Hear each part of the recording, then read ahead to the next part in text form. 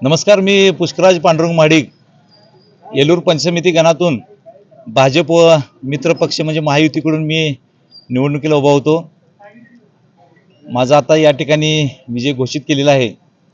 मला अतिशय आनंद आहे आणि मी सर्व मतदार बंधू भगिनीचं येलूर पंचसमितीमधील आभार मानतो की त्यांनी मला चांगल्या पद्धतीने सहकार्य केलं व मला पंचसमितीमध्ये पाठवण्याचं काम केलं.